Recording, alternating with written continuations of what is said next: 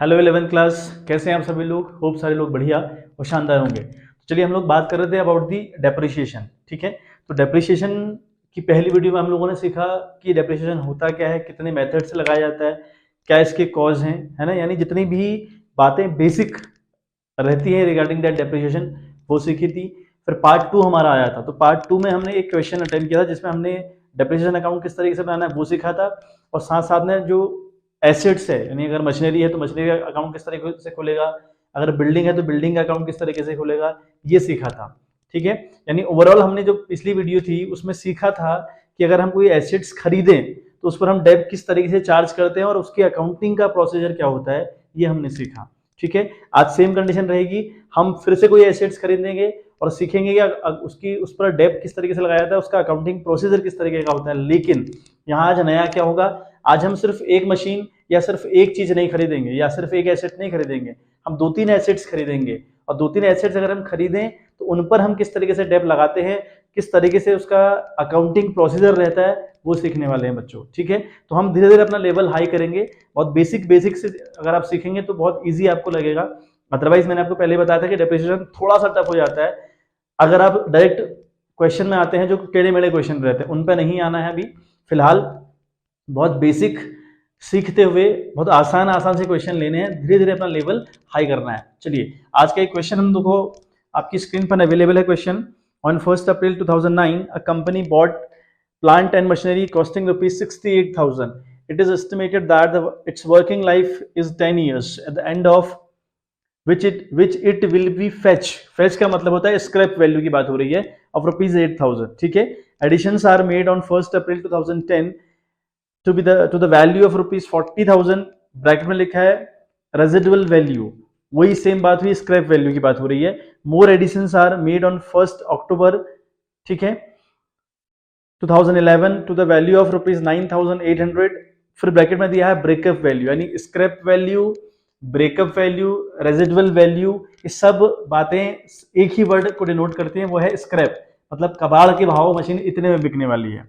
The working life of both the addition plant and machinery is 20 years. Show the plant and machinery account for the first 4 year if depreciation is written off according to straight line method.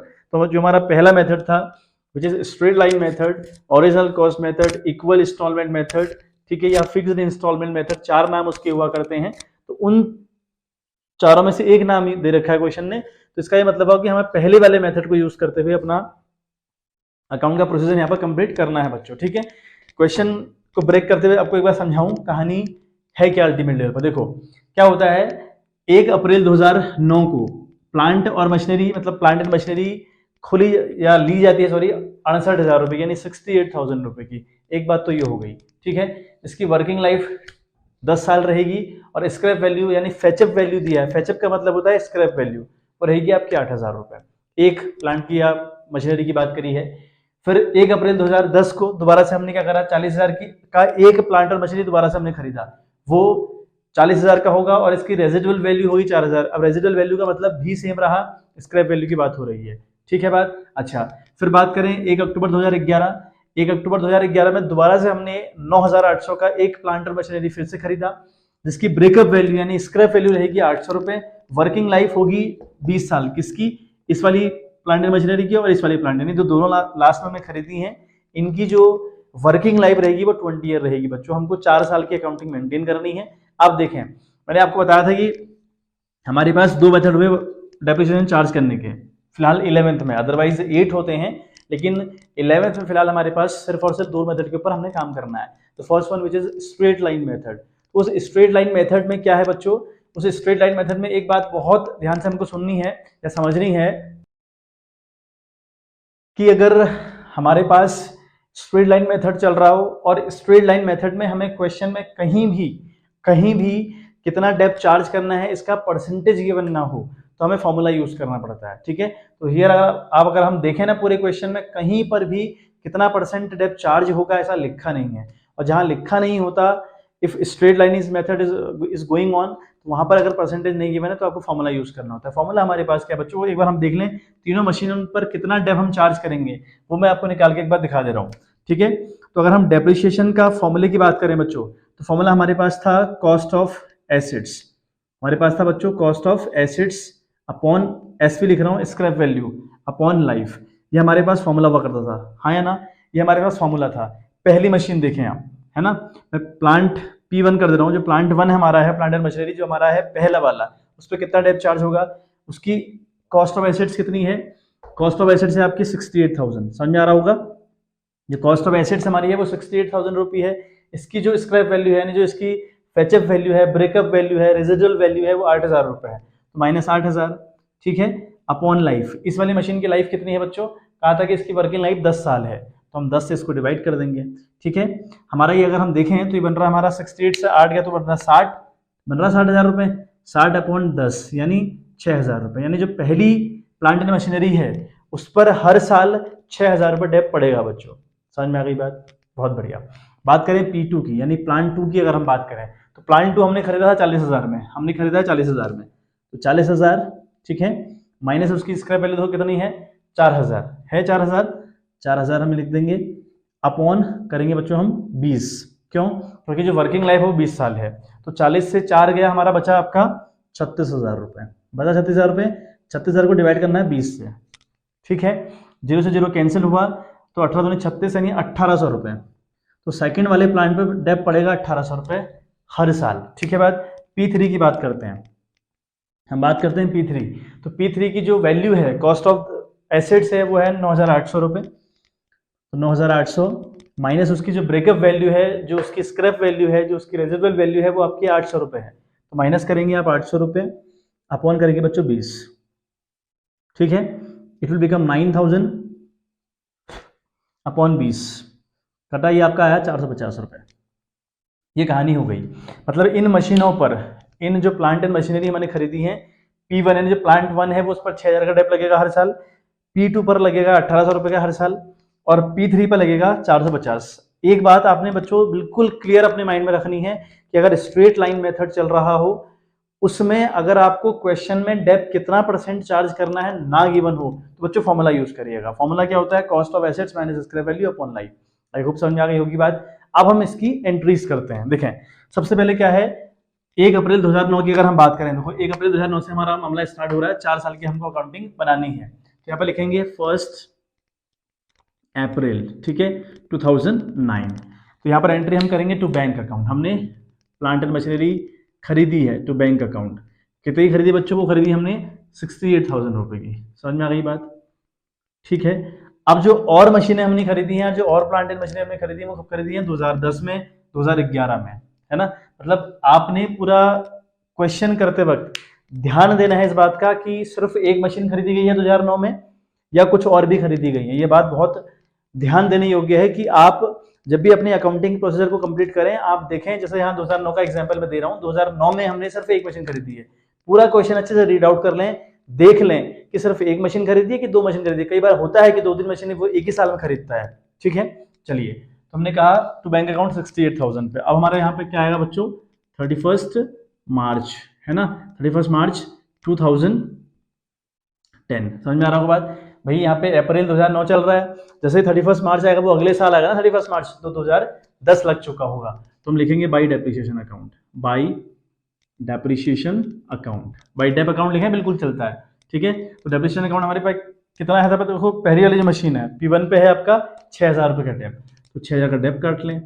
अब Depp काटने के बाद हम क्या लिखते हैं बच्चों, same date पर बाई बैलेंस, ठीक है, पूरा लिख रहा हूँ, बैलेंस CD का मतलब हुआ कैरेड डाउन वैल्यू, यानी क्लोजिंग वैल्यू कितनी बची। क्लोजिंग वैल्यू से क्या मतलब है, आपकी जो मशीन थी वो 68,000 रुपये की थी, उस पर आपने डेप काटा 6,000 रुपये, तो कितने की बची, 68 से 6 आप माइनस कर देंगे तो बचेगी आपकी 62,000 रुपये की वैल्यू, ठीक है, 62। देन आप इसे क्लोज करेंगे, 68,000 क्लोज हुआ, देन यहाँ पे लिखेंगे 68,000 क्लोज हुआ। ये क्लोज करना ना भूलें बच्चों, ठीक है। अब दोबारा से यहाँ पे लिखेंगे आप 1 अप्रैल 2010 चलेगा, ठीक है, क्योंकि मार्च के जस्ट बाद अप्रैल आता है, मार्च आया कि जस्ट बाद अप्रैल आ गया, तो 2010 यहाँ पे लिखेंगे आप। अब यहाँ पे लिखेंगे आप 2, ठीक है, यहाँ पे आप लिखेंगे 2 बैलेंस BD, ठीक है, टू बैलेंस BD। यहाँ CD लिखा था, यहाँ वो BD हो जाएगी, मतलब यहाँ वो क्लोजिंग था और यहाँ पर वो हो जाएगा ओपनिंग। तो ओपनिंग कितने की वैल्यू बच्चों, 62,000 रुपये की, ठीक बात। अच्छा, ये 2010 चल रहा है, फिर दोबारा क्वेश्चन रीड आउट करें, देखें कि 2010 में कुछ हुआ है क्या, कुछ खरीदा है क्या, कुछ बेचा है क्या। ये बहुत इंपॉर्टेंट बात है बच्चों। तो देखें 2010 में 40,000 की मशीन खरीदी गई है, कब, सेम डेट 1 अप्रैल को, जब मैंने ब्रॉट डाउन करी वैल्यू, उसी दिन एक मशीन दोबारा से खरीदी गई है 40,000 रुपए की, plant and machinery what ever it is. तो एक मशीन या plant and machinery what ever कुछ भी कह लो, खरीदी है 40,000 रुपए की, तो हम यहाँ पे लिखेंगे अगेन टू बैंक अकाउंट। बात समझ में आ रही है? To bank account. आपको आज मैं यही सिखा रहा हूं कि जब एडिशनल चीजें खरीदे जाएं बार बार, तो उसकी एंट्री हम किस तरीके से करते हैं या उन पर डेब्ट किस तरीके से काटा करते हैं। बहुत इंपॉर्टेंट कॉन्सेप्ट है, ठीक है। इसलिए मैं आपको बहुत धीरे धीरे ऊपर लेकर जाऊंगा। पिछले वाले क्वेश्चन में मैंने आपको बहुत बेसिक सी बातें सिखाई थी कि एक मशीन खरीदी, उस पर डेब्ट काटते रहो काटते रहो काटते रहो, किस तरीके से वो चार्ज होता है। आज आपको सिखा रहा हूँ, एक खरीदी उस पर डेब्ट लगाया, फिर कुछ और भी हम खरीदेंगे साथ साथ। अगली वाली वीडियो में आपको बताऊंगा कि कुछ खरीदेंगे कुछ बेचेंगे, वहां पर कुछ और थोड़ा सा लेवल हाई करेंगे अपना, ठीक है बात। चलिए, बैंक अकाउंट कितनी खरीदी आपने, 40 की खरीदी, तो यहाँ पे लिखो आप 40,000 रुपए, ठीक है बात। अब अगेन आपका 31 मार्च आएगा बच्चों, है ना। 2010 लगाया, यहाँ पे 2011 हो जाएगा, ठीक है। यहाँ पे 2011 हो जाएगा, यहाँ पे क्या लिखेंगे अगेन आप, बाई डेप्रिसिएशन अकाउंट, ठीक है। अब P1 एक आपके पास है, P2 एक आपके पास है। अब दो हो गई हैं मशीनें या प्लांट एंड मशीनरी जिन पर डेप लगना है। तो पहली वाली पे आपका है 6,000 रुपये, है 6,000 रुपये। अच्छा, दूसरी वाली पे है P2 पर, अगर हम देखें उस पर है 1,800 रुपये, पूरे साल का 1,800 रुपये। अच्छा, खरीदी कब आपने, ये अप्रैल में खरीदी, अप्रैल में। मतलब ये देखो, मैं आपको क्यों बता रहा हूँ, यहाँ पर आपने पूरा ध्यान देना है कि आपने मशीन खरीदी कब कब कब आप अकाउंट क्लोज कर रहे हैं। अच्छा, आपने खरीदी अप्रैल में, आप 31 मार्च को अपने अकाउंट क्लोज कर रहे हैं, यानी पूरा एक साल हो रहा है, पूरा एक साल। कई बार पूरा एक साल नहीं होता, तो डेप फिर उस टाइम पर कम लगेगा। जैसा कि इस मशीन की अगर हम बात करें, तो ये अप्रैल में हमने खरीदी और 31 मार्च को हम अपना अकाउंट क्लोज कर रहे हैं, यानी पूरा का पूरा 1,800 रुपये डेप लगने वाला है, ठीक है। बात समझ में आ गई। तो ये हमारा होता है 7,800, ये हमारा डेप हो गया 7,800। अब क्या करेंगे आप, बाई, हम लिखेंगे बैलेंस सी डी निकालेंगे P1 और P2 का, P1 एंड P2, ठीक है। अब P1 62 की मशीन थी, जो P1 है 6 चला गया, कितना बचा, अब बचा 56,000 रुपये, बचा ना 56,000 रुपये। अच्छा, ये थी 40,000 रुपये की, चला गया 1,800, तो आई थिंक 38,200 की बचेगी। यस, ठीक है। 56,000 प्लस 38,200, आप इनको प्लस करके बाहर लिख दें, 200 और 8 6 14 की 4 हासिल 1 5 3 8 1 9 94,200। अब ये सम और ये सम बिल्कुल बराबर आना चाहिए बच्चों। देखें एक बार, 8 10 कैरी 1 7 4 11 12 की 2 हासिल 1 9 10, यानी 1,02,000 अकाउंट क्लोज। और यहाँ बिल्कुल सही आ रहा है 1,02,000, ठीक है बात। ये हो गया 2 साल की अकाउंटिंग खत्म हमारी, ठीक है। एक बार स्क्रीनशॉट इस वर्किंग नोट का ले लें एटलीस्ट आप, ये फिर मुझे रफ करना पड़ेगा क्योंकि जगह नहीं है। एक बार आप देख लें, फिर हम आगे बढ़ने का काम करते हैं बच्चों। एक बार आप स्क्रीनशॉट प्लीज ले लीजिए, फिर मैं आपको आगे ले चलूँ, आगे की जर्नी हम तय करें, ठीक है। हमें अकाउंट खोलने हैं 4 साल के एक्चुअली, हाँ हमें 4 साल की अकाउंटिंग कंप्लीट करनी है बच्चों, ठीक है। तो अभी हम 2010 में ही हैं, 11 12 2 साल हमारे पास और हैं जिसकी अकाउंटिंग हमको खोलनी है। तो आप स्क्रीनशॉट ले लें, फिर हम आगे बढ़ते हैं। चलिए ले लिया वो अपने स्क्रीनशॉट, बात करते हैं आगे थर्ड ईयर की, ठीक है। अब आपने याद रखना है, देखो मैं आपको लिखा दे रहा हूँ यहाँ पे, P1 पे जो डेप था वो था 6,000 रुपये, P2 पे डेप था आपका 1,800 रुपये और P3 पे आपका डेप था 450 रुपये, ठीक है। ये बात याद रखें बस, ये क्योंकि काम की बात वही है फिलहाल मान ले। चलिए हम आगे अपनी अकाउंटिंग का प्रोसीजर कंप्लीट करें, ठीक है। देखो किस तरीके से हमारा होगा, देखिए अभी फिर हमारे पास यहाँ पे हम लिखेंगे 1 अप्रैल 2011, ठीक है। मार्च की जस्ट बाद अप्रैल आ गया, ठीक। चलिए सबसे पहले हम लिखेंगे टू बैलेंस BD, लिखेंगे टू बैलेंस, ठीक है, टू बैलेंस BD। P1 हमारे पास है और P2 हमारे पास है, ठीक है। P1 हमारे पास है और P2 हमारे पास है, ठीक। अच्छा, P1 कितने की हमारी बची है, 56,000 की बची है, P1 बची 56,000 रुपये की। P2 हमारी है 38,200 की। इन टोटल अगर हम बात करें तो ये बन रहे हैं आपके 94,200। ऐसे बाहर लिखना है आप लोगों ने, यहाँ पे एक लाइन देकर इसको बाहर लिख देना है, ठीक है बात। चलिए अब आप देखो, क्या 2011 में क्वेश्चन में कोई हलचल हुई क्या, कहीं कुछ खरीदा कहीं कुछ बेचा है क्या? यस, यहाँ पे लिखा है 1 अक्टूबर 2011 में एक मशीन दोबारा से खरीदी गई 9,800 रुपए की। अच्छा, तो करें टू बैंक अकाउंट, ठीक है। तो यहाँ पे लिखेंगे टू बैंक अकाउंट, कब खरीदी? 1 अक्टूबर। कब खरीदी बच्चों? 1 अक्टूबर 2011, तो ठीक है, लेकिन खरीदी वो 1 अक्टूबर में। अच्छा, टू बैंक कितने की खरीदी वो बच्चों? देखो कितनी की खरीदी, वो खरीदी है 9,800 रुपए की, खरीदी 9,800 रुपए की। और कुछ हुआ है क्या 11 में? नहीं, बस इतना ही हुआ है। अब यहाँ पर हम लिखेंगे, ठीक है, हमारा जो मामला रहेगा वो 31 मार्च 2012 का रहेगा, ठीक है। बात 11 के बाद यहाँ 12 लग जाएगा, ठीक। यहाँ लिखेंगे by depreciation account, by depreciation account. अच्छा, P1 हमारे पास है, P2 हमारे पास है, P3 हमारे पास है। P1 पर डेप लग रहा है 6,000 रुपये, P2 पर डेप लग रहा है 1,800 रुपये, P3 पर डेप है 450 रुपये पूरे साल का, पर एनम है ये 450 पूरे साल का है बच्चों। लेकिन आपने मशीन खरीदी कब है? इंपॉर्टेंट है कि आपने मशीन खरीदी कब। आपने खरीदी अक्टूबर में, मेरी बात समझने का प्रयास करिएगा। आप मशीन खरीदते कब हैं वो इंपॉर्टेंट रोल हुआ। आपने मशीन कब खरीदी? अक्टूबर में। ऑल्दो इस पर डेप, अगर हम डेप का हिसाब किताब देखें तो पूरे साल का डेप है 450 रुपये। बिल्कुल सही बात है कि भाई इस पर डेप पड़ेगा 450 रुपये, बिल्कुल सही है, लेकिन पूरे साल का पड़ेगा ना। यहाँ पर तो अक्टूबर मशीन ब्रॉट डाउन हुई है, मतलब मशीन खरीदी है अक्टूबर में, और अक्टूबर से 31 मार्च को हम अपने अकाउंट क्लोज कर दें, तो अक्टूबर से लेकर 31 मार्च तक, तो अक्टूबर, नवंबर, दिसंबर, जनवरी, फरवरी, मार्च, सिर्फ और सिर्फ 6 महीने होते हैं। मतलब इस साल 2011 से 12 मार्च तक आने में हमारे पास ये मशीन सिर्फ 6 महीने रही, तो हम 6 महीने का डेप चार्ज करेंगे। ऐसा थोड़ी कि पूरे साल का डेप चार्ज कर दोगे। बहुत इंपॉर्टेंट है कि यहाँ अप्रैल हो, यहाँ 31 मार्च हो, तब पूरे साल का डेप चार्ज होगा। क्या कहा मैंने? यहाँ अप्रैल होना चाहिए, यहाँ 31 मार्च होना चाहिए, तब जाकर पूरे साल का डेप पड़ता है। अदरवाइज अगर यहाँ कुछ और हो गया, अक्टूबर, नवंबर, वटेवर, तो यहाँ पर मार्च तक जाने तक कितने मंथ हो रहे हैं ये देखो। जैसे कि यहाँ 6 महीने हो रहे हैं, अब 450 पूरे साल का है ना, पूरे 12 महीने का, तो 6 महीने का आधा पड़ेगा भाई, आधा कर लो इसका, 2 दूना 4, 2 दूना 4, 2 पंजे 10, आपको पड़ेंगे 225 रुपए। तो इस वाले पर पड़ेंगे आपके 225 रुपये। बात समझ में आ रही है? कोई कंफ्यूजन तो नहीं होगा? देखें 5, ठीक है, 2 8 10 कैरी 1 और 6 1 7 1 8, 8,025 रुपये। फिर हम लिखेंगे बाई बैलेंस सी डी। हमारे पास 3 मशीन है, P1 है, P2 है और P3 है। तो P1 56 की P1 है, फिर से डेप पड़ा 6,000 रुपये, तो ये बची 50,000 रुपये की बची। अगले हमारे पास है 38,200, फिर डेप कटा 1,800 रुपये का। देखो मशीन है आपकी 38,200 रुपये की, 1,800 का डेप पड़ जाएगा, तो ये 0 0 12 से 8 गया 4, यहाँ 7 से 1 गया तो 6, और यहाँ 36,400 की मशीन अभी बची। ये बची आपकी 36,400 रुपये की, ठीक है। अगली हमारी जो थर्ड वाली है P3, ये है P3 9,800 वाली, ये 9,800 रुपये की है। इस पर डेप लग गया 225 रुपया, तो 225 लेस कर दीजिए, तो ये हो जाएगा आपका 10 से 5 गया 5, 9 से 2 गया 7, यहाँ 7 से 2 गया तो 5, 9,575 रुपये। ये हो गया आपके 9,575 रुपये की। आई होप बात समझ में आ गई होगी। अब 50,000, 36,400 इन सबको जोड़ेंगे आप, ठीक है, तो ये बनेगा आपका 95,975 रुपये। ये बन रहा है आपका 95,975, ठीक है। जोड़कर वही काम आएगा, जो वही जोड़कर वही कहानी यहाँ आएगी जो यहाँ पर आ रही है।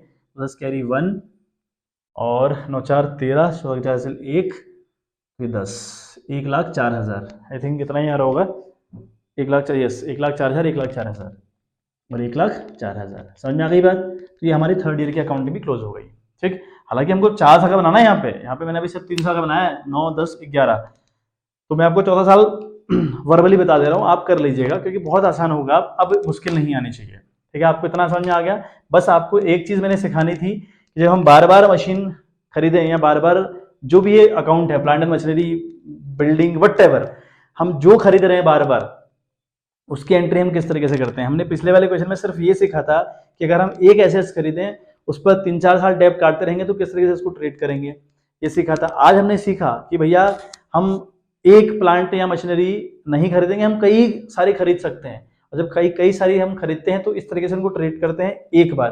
और बहुत इंपॉर्टेंट कॉन्सेप्ट मैंने आपको एक और सिखाया कि यहाँ पर ध्यान दीजिएगा कि यहाँ पर क्या लिखा है, यहाँ पे क्या लिखा है, मतलब डेट में, यहाँ पे जैसे अप्रैल से लेकर 31 मार्च तब जाकर पूरा साल होता है तो पूरा डेप पड़ेगा।